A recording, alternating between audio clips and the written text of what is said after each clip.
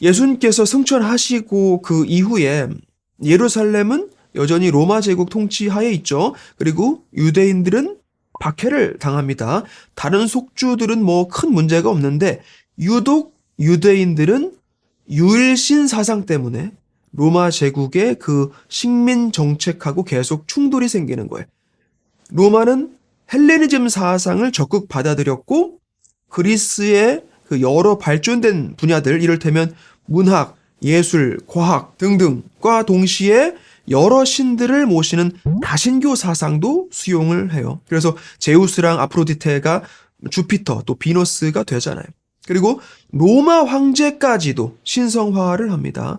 여러 각각의 신들을 모시는 신전 사이에 아우구스투스 신전도 짓고 그런단 말이죠. 근데 유대인들이 아무리 로마 제국 지배를 받고 있긴 하지만 하느님은 한 분뿐이시다라는 걸 목에 칼이 들어와도 부정할 수는 없는 거예요. 우상 숭배하다가 아주 혼쭐이 난 경험이 역사 속에서 한두 번이 아니죠. 그래서 틈만 나면 로마를 상대로 독립항쟁을 일으키게 됩니다. 그럼 또 로마 제국은 군단을 보내서 제압을 하고 그러는 거죠. 예수님 시대 이후로 그런 크고 작은 충돌이 여러 번 있었겠지만 크게는 2번에서 3번 정도를 꼽아요. 66년에서 73년에 있었던 제1차 유대 로마 전쟁 혹은 유대 독립전쟁이라고 하는데 이때 예루살렘이 완전히 초토화가 되고 무너져 버리죠. 성전이 무너지면서 제물 바칠 곳이 없어지죠. 제사 관련 직책도 사라지는 거예요. 유대인 디아스포라가 이제 본격적으로 시작이 됩니다. 그리고 마지막 독립운동은 132년에서 135년 유대 로마 전쟁이에요. 주동자의 이름을 따서 바르코크바의 난이라고도 부릅니다. 역시 유대인들의 대패로 끝이 나게 되죠. 그냥 단순히 전쟁에서 진 게 아니라 이번엔 완전한 패배의 잔인한 보복까지 당하게 돼요. 50여 개의 유대인 요새가 함락이 되고 900여 개의 이상의 마을이 초토화가 됩니다. 약 58만 명이 사망을 했다고 그래요. 살아남은 유대인도 병에 걸리거나 굶어 죽고 아니면 노예로 팔려가게 됩니다. 그리고 예루살렘에서 유대인은 다시는 발도 붙이지 못하도록 완전 추방 명령이 내려져요. 이때 황제가 하드리아누스예요. 하드리아누스의 방벽으로 유명하죠. 율법 금지, 산헤드린 금지, 또 토라도 불태우고 그래요. 예루살렘이라는 도시명도 아일리아 카피톨리아라고 개명을 하고 속주명도 유데야에서 팔레스티나로 바꿔요. 이제 유대인들은 자기네 땅이 따로 없이 완전한 떠돌이 생활을 하게 됩니다. 그러고는 20세기에나 와가지고 1, 2차 대전 이후에 다시 돌아와서 이스라엘 독립선언 혹은 건국을 선포한 거예요. 근데 문제는 1800년 이상을 그 땅에서 살던 사람들이 어떻게 되는 것이냐라는 거죠. 뭐 이 얘기는 시작하면 끝도 없어요. 일단 넘어갑니다. 자, 그런데 여기서 질문이 135년 이후로 예루살렘엔 유대인이 남아있을 수가 없었어요. 그렇다면 거기 있던 그리스도인들은 어떻게 됐냐라는 거예요. 초기 그리스도인들은 전부 유대계였죠. 예수님도 유대인이었고 사도들도 다 유대인이었어요. 근데 그 다음 세대에 가면 유대계뿐만 아니라 이방계도 세례를 받고 그리스도교 신앙을 갖게 됩니다. 예수님께서 세상 끝까지 복음을 전하라고 하셨잖아요. 그래서 유대계 그리스도인들이랑 비유대계 그리스도인들 사이에 마찰도 생겨나게 되죠. 유대인들의 전통인 할례를 비유대계도 꼭 받아야 하냐? 복잡하고 어떻게 보면 이상한 식사 예절 같은 거 꼭 지켜야 되냐는 거죠. 성전에 가서 축제 지내고 그러는 거 비유대계 그리스도인들 입장에서 보면 왜 해야 되는지를 모르는 거예요. 그래서 대대적인 회의가 열렸던 것이 예루살렘 공의회죠. 한 50년경으로 봅니다. 사도행전 15장에 나와요. 그래서 135년이면 교회는 유대계 그리스도인과 비유대계 그리스도인이 공존을 했다는 것이죠. 그런데 유대인 예루살렘 완전 추방 때 유대계 그리스도인들은 어디로 갔냐라는 거예요. 로마 제국이 그리스도교 신앙을 가지고 있는 유대인들은 예루살렘에 거주를 허용했던 건지, 그들 입장에서 유대교랑 그리스도교랑 구별이 잘 안 됐을 텐데 그렇다면 다 싸잡아서 쫓아냈을 거란 말이죠. 그렇다면 도대체 어디로 갔던 건지 기록을 못 찾겠다는 거예요. 의외로 간단해요. 135년 유대인 추방명령 당시 예루살렘에 있던 유대계 그리스도인들은 어디로 갔느냐? 이미 그곳에 없었어요.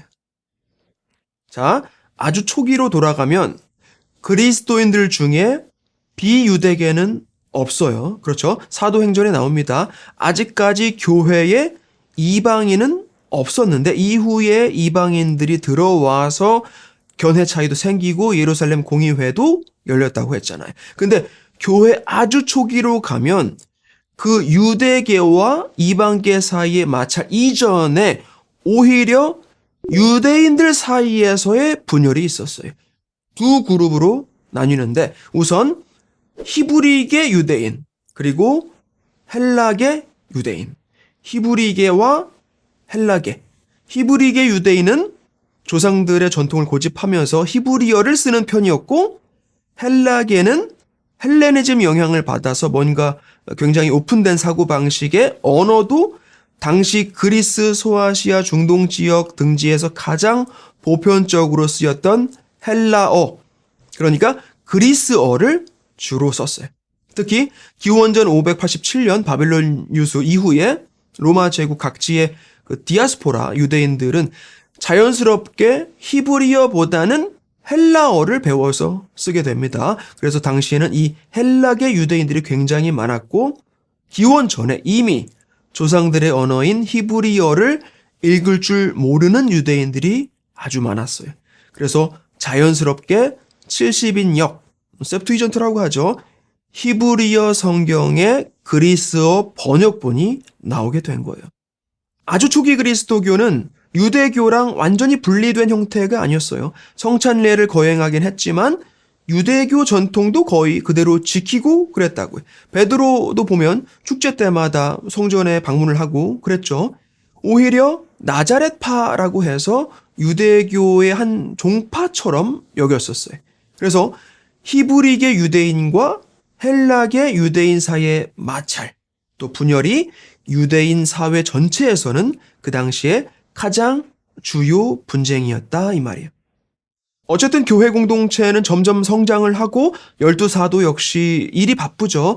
도우미들이 필요해요. 그래서 사도행전 6장을 보면 믿음과 성령이 충만한 7명을 뽑아서 안수를 하고 봉사자로 임명을 합니다. 스테파노, 필리포스, 프로코로스, 니카노르, 티몬, 파르네나스 그리고 니콜라오스.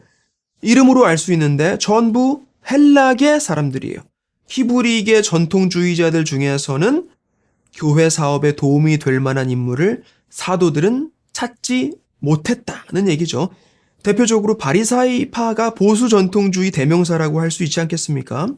사도행전 7장 스테파노가 성전에 대해서 부정적인 발언을 합니다. 48장이에요. 사람이 지은 성전에 하느님 계시지 않는다는 거예요. 여러분들 성전에 가서 제물 바치고 그러는 거 속된 말로 뻘짓하는 거다 이거예요. 여기에 발끈한 히브리계 유대인들이 산헤드린을 소집합니다. 대법원이라고 보면 되겠죠. 이 산헤드린 멤버들도 대부분 히브리계 유대인들이었어요. 헬라계의 안티들이에요. 그 산헤드린에서 이 스테파노를 사형시켜야 한다고 결론을 냅니다. 이제 그렇게 우리가 첫 순교자로 공경하고 있는 스테파노 성인은 사실 히브리계 유대인한테 박해를 받았던 거예요. 그리고 그때 그 옆에서 옷 들고 있던 사람이 바로 바오로이죠. 회심 사건 전까지는 누구보다 앞장서서 박해를 했던 사람이었어요. 누굴 박해합니까?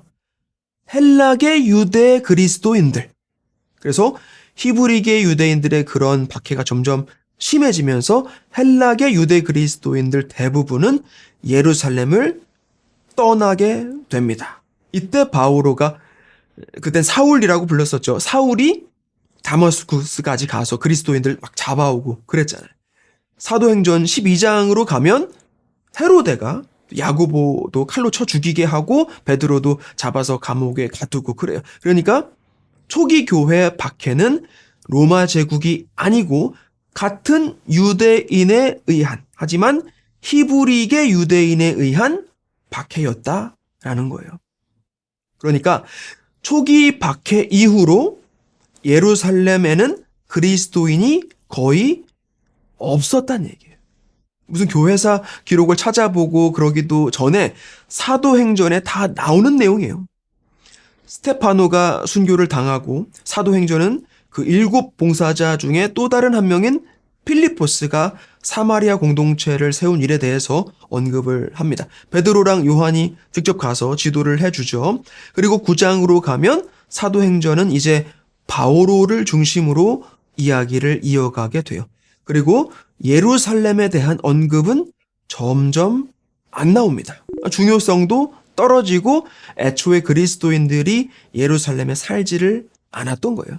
중요한 것은 이 헬라계 유대 그리스도인들은 유대인 사회 안에 국한해서 일어났던 예수님의 활동, 죽음과 부활 사건, 또 구원에 대한 메시지를 이방인들에게까지 전했던 어떤 중요한 다리 역할을 했다라는 겁니다. 그들의 언어부터 사고방식도 박해 때문에 예루살렘을 빠져나와서 사방으로 흩어졌기 때문에 어떤 유리한 작용도 많이 일어날 수 있었을 거예요. 그렇게 교회 안에는 유대계보다 이방계가 훨씬 많아지게 됩니다. 예수님 계명 따라서 세상 끝까지 복음이 전해진 것이죠. 그래서 예루살렘과 성전을 되찾기 위해서 전쟁까지 여러 차례 치렀던 유대인들, 결국 135년 예루살렘 완전 추방 명령을 당하게 되는데, 그럼 그때 그리스도인들은 어디로 갔느냐라는 궁금증이 있었죠. 답은 이미 그리스도인들은 그곳에 머무르고 있지 않았다.